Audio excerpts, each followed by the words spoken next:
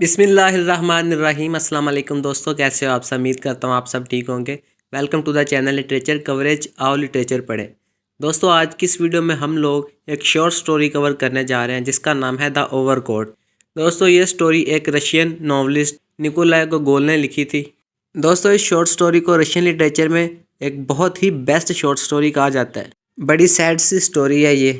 मैंने निकोलाई गोगोल की एक और शॉर्ट स्टोरी भी कवर की हुई है जिसका नाम है द नोज़। वो बहुत फ़नी थी, लेकिन ये शॉर्ट स्टोरी जो है उतनी ही सैड है जितनी वो फ़नी थी। द नोज़ जो थी। इस शॉर्ट स्टोरी का दूसरा नाम है द क्लॉक और इसका योनरा जो है वो है शॉर्ट स्टोरी और फिक्शन। ये स्टोरी 1842 को पब्लिश हुई थी। तो चलिए दोस्तों शुरू करते हैं इसकी समरी। दोस्तों, इस स्टोरी के प्रोटैगनिस्ट का नेम है अकाकी अकेकियाविच। अकेकियाविच जो है ये एक सिविल सर्वेंट है, एक क्लर्क है एक अदारे में। इस अदारे का नाम नहीं बताया गया, बस इतना मेंशन किया गया है कि ये एक अदारा है सेंट पीटर्सबर्ग में।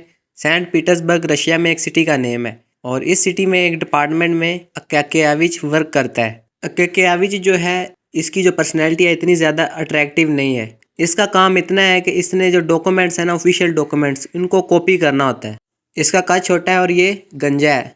इसकी जो फैमिली का नेम है वो है बैशमैचकिन, जो कि एक लफ्ज़ बैशमक से निकला है जिसका मतलब है शू। इस स्टोरी का नरेटर कहता है कि ये नेम यूज़ करना थोड़ा सा अजीब है, लेकिन इसके अलावा कोई और नेम मिला ही नहीं, यानी कि यही नेम सूटेबल लगा राइटर को, नरेटर को, तो इस वजह से उसने यही नेम चूज़ कर लिया। अकेकियाविच की बर्थ का बताता है नरेटर। अकेकियाविच 22 मार्च को पैदा हुआ था। जब ये पैदा हुआ तो इसकी माँ ने सोचा कि इसका अब नाम रखना चाहिए, तो बहुत सारे लोगों ने बताया कि ये नाम रख लो, लेकिन फाइनली इसकी माँ ने इसका नाम अकाकी ही रखा, अकाकी अकेकियाविच। अकाकी इसके फादर का नेम था।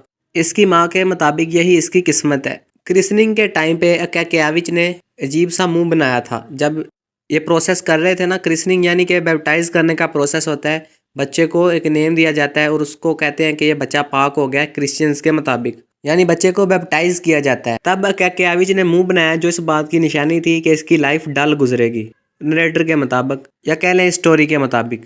अब ये एक डिपार्टमेंट में वर्क कर रहा है, एक छोटी सी जॉब कर रहा है, छोटी पोस्ट है इसकी, लेकिन ये मेहनत बहुत करता है। जो डॉक्यूमेंट्स इसके पास आते हैं उनको कॉपी करता रहता है, लिखता रहता है, लिखता रहता है, लिखता रहता है। इसके अलावा इसको नहीं परवाह बाहर क्या हो रहा है, इर्द गिर्द क्या चल रहा है, इसके खाने का जायका क्या है, इसने खुद क्या पहन रखा है, प्रमोशन होगी इसकी या नहीं होगी, और लोग इसके बारे में क्या कह रहे हैं, और इसने क्या पहना हुआ है, इन चीज़ों से इसको कोई लेना देना नहीं है। लेकिन इसके जो साथ वाले लोग हैं, इसके जो कलीग्स हैं, इसके साथ काम करने वाले, इसको तंग करते हैं, लेकिन ये उनकी बात का बुरा नहीं मनाता, अपने काम में मगन रहता है। लेकिन कुछ ज़्यादा ही अगर तंग करें वो इसको, तो गुस्सा करके चलाता है और उनको भगा देता है कि यहाँ से चले जाओ, मुझे छोड़ दो अकेला। यंग क्लर्क्स या फिर यंग लड़के इसको तंग करते हैं जो इसी ऑफिस में काम करते हैं। काम करने के बाद ये घर जाके भी अपना काम ही करता रहता है जो ये ऑफिस में करता है। जो राइटिंग वर्क होता है ना, वो घर ले जाता है साथ, और वहाँ जाके भी राइटिंग करता रहता है और अगले दिन के बारे में सोचता है कल वो क्या राइट करेगा। ये है इसकी ड्यूटी।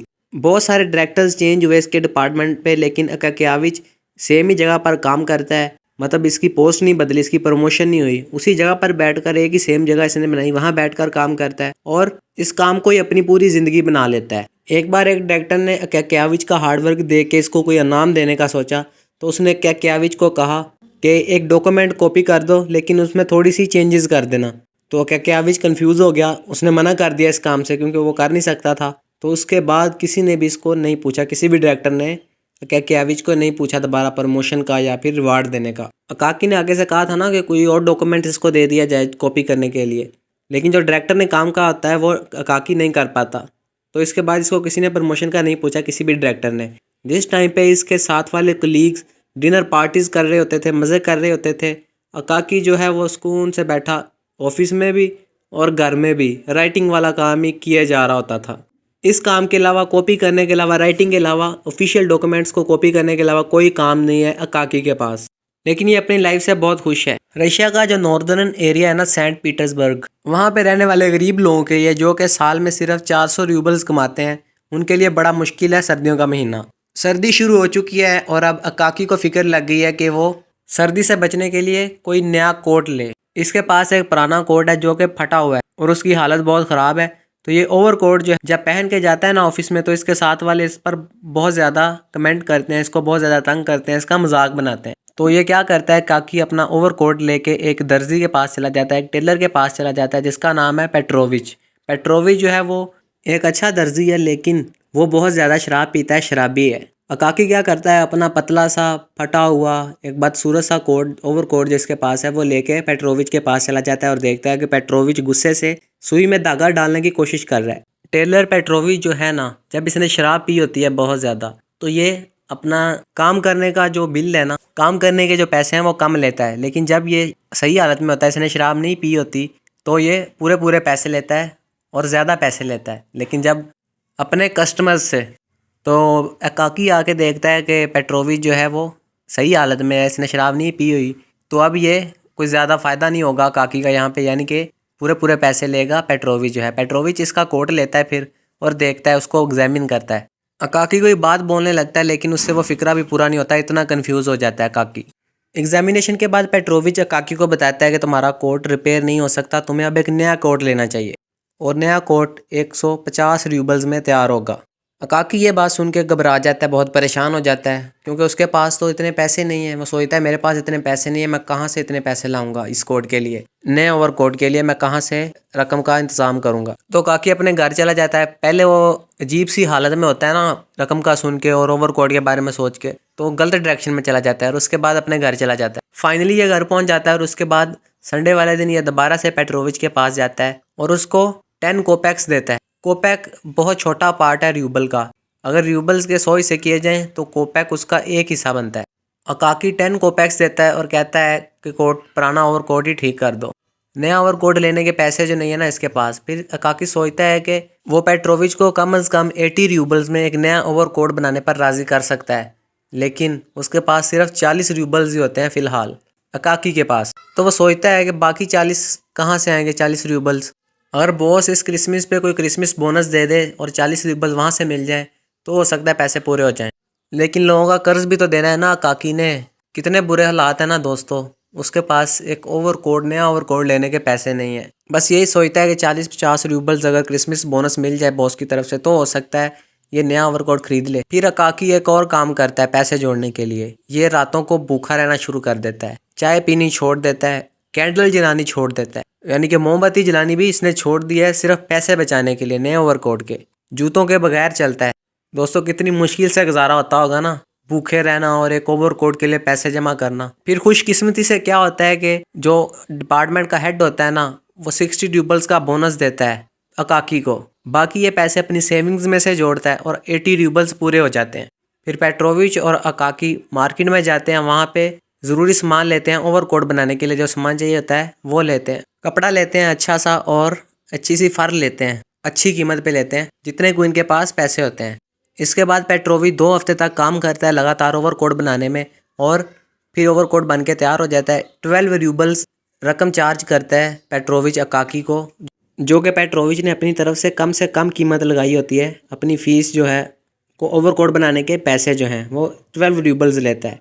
और काकी की ज़िंदगी का ये बहुत ही ज़्यादा अच्छा दिन होता है कि पेट्रोविच खुद उसके घर ओवरकोट डिलीवर करने जाता है।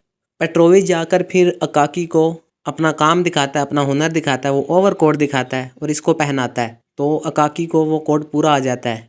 फिर पेट्रोविच उससे अपनी फ़ीस लेता है, पैसे लेता है ओवरकोट बनाने के 12 रूबल्स, और कहता है कि मैं तुम्हें जानता हूँ, इस वजह से मैंने तुमसे कम पैसे लिए हैं अकाकी, बहुत ही सस्ते में मैंने तुम्हें ये ओवरकोट सिलाई करके दे दिया है।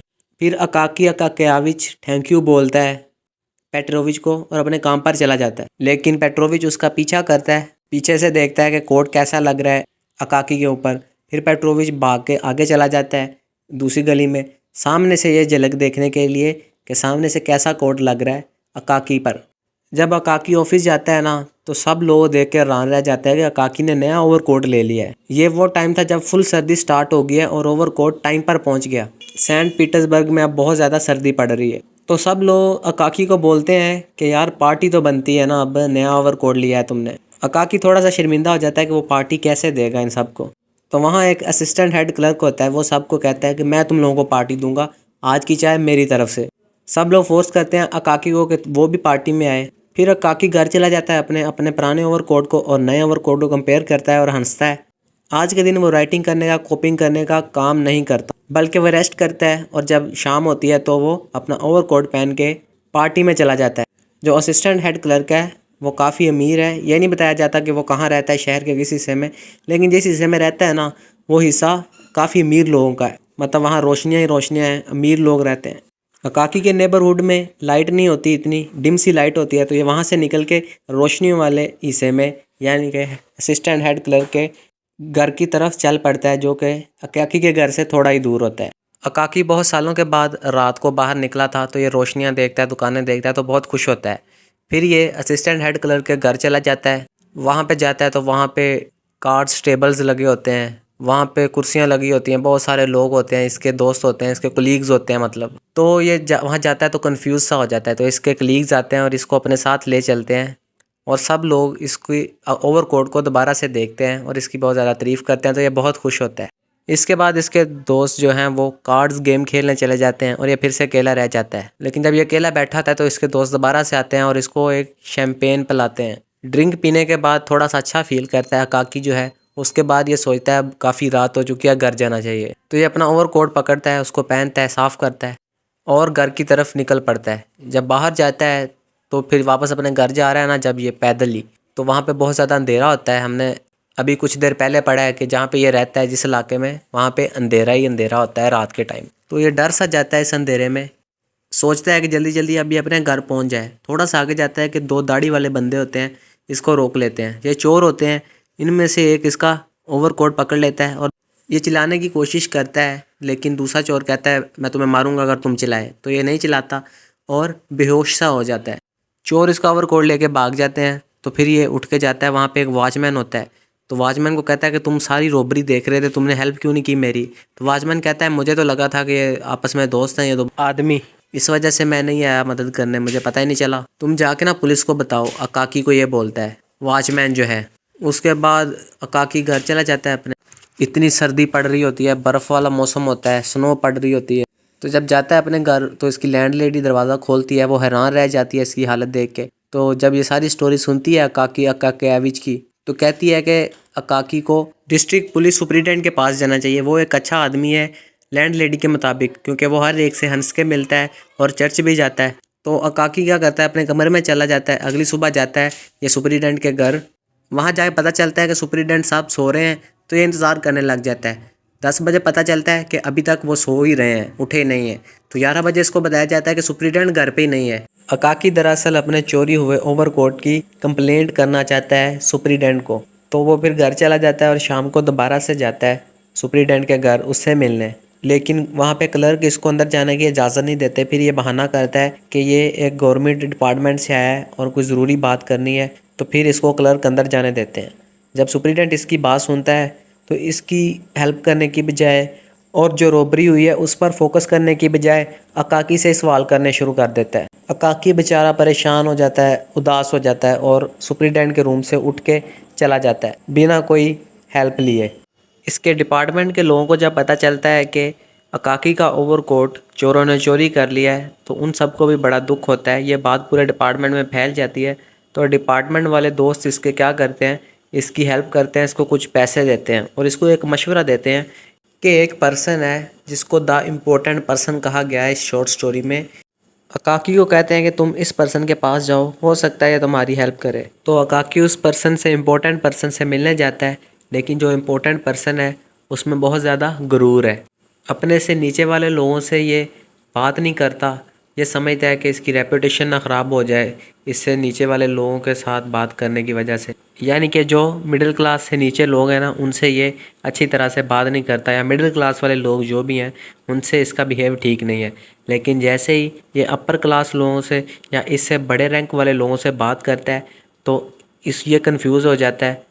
इसका कॉन्फिडेंस जो है वो शेक कर जाता है। जब अकाकी से मिलने जाता है तो ये अपने एक फ्रेंड से बात कर रहा होता है, अपने फ्रेंड को दिखाने के लिए कि इसका ओहदा कितना बड़ा है। द इम्पोर्टेंट पर्सन क्या करता है, अकाकी को कहता है कि तुम वेट करो बाहर, ताकि ये दिखा सके कि लोग कितना वेट करते हैं इससे मिलने के लिए। अपने दोस्त को इम्पोर्टेंट पर्सन ये दिखाना चाहता है। फिर अकाकी को बुलाता है ये बाद में, कुछ वक्त के बाद। तो अकाकी इम्पोर्टेंट पर्सन को बताता है कि इसका ओवरकोट गुम हो गया है। तो इम्पोर्टेंट पर्सन कहता है कि तुमको दूसरे ब्यूरोक्रेटिक ऑफिशियल्स के पास जाना चाहिए था। मुख्तलिफ चैनल्स बने होते हैं ब्यूरोक्रेटिक डिपार्टमेंट्स के, तो तुम्हें उनके पास जाना चाहिए था। लेकिन अकाकी तो डायरेक्ट इससे मिलने आ गया। तो इम्पोर्टेंट पर्सन इसकी बहुत ज़्यादा इंसल्ट करता है और काकी वहाँ से चला जाता है। जब ये घर वापस जा रहा होता है तो स्नो स्टॉर्म चल रहा होता है, बहुत ज़्यादा स्नो पड़ रही होती है, तो इसको बहुत सख्त फीवर हो जाता है काकी को। अगले दिन जब ये उठता है ना तो इसकी लैंडलेडी जो है वो डॉक्टर को बुलाती है, तो डॉक्टर आगे देखता है और एग्जामिनेशन करता है। एग्जामिनेशन के बाद डॉक्टर बताता है कि अकाकी नहीं बच सकता, इसके लिए कफिन का बंदोबस्त करो। और पैसे ना होने की वजह से डॉक्टर कहता है सस्ते कफिन का ही बंदोबस्त करना। अकाकी की तबीयत बहुत ज़्यादा ख़राब होती है।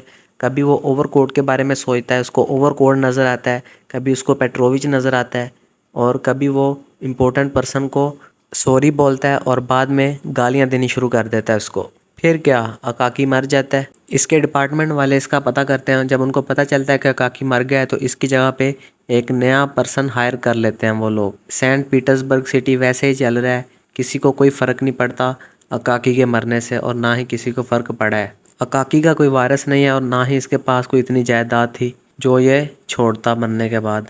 फिर पूरे शहर में एक अफवाह फैल जाती है कि एक भूत है एक पर्सन का, जो कि लिंकन ब्रिज पर अपीयर होता है और वहाँ पे लोगों के ओवरकोट को चुराता है, लोगों को रोकता है, उनको डराता है और उनके ओवरकोट उतरवा लेता है।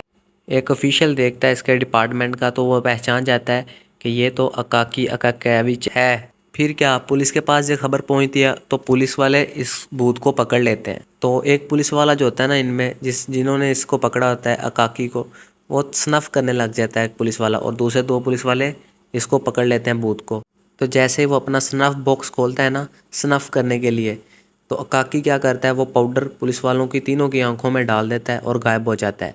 फिर इसके बाद पता चलता है कि क्लिंकिन ब्रिज के पार भी, इसके आसपास के इलाकों में भी ये भूत जो है ओवरकोट चोरी करने लग गया है। फिर इम्पोर्टेंट पर्सन की तरफ बात आती है। इम्पोर्टेंट पर्सन को बहुत दुख होता है जब ये क्लर्क चला जाता है ना, और ये क्लर्क के साथ अकाकी के साथ बहुत ज़्यादा रूडली बिहेव करता है। तो बाद में उसको बड़ा पछतावा होता है।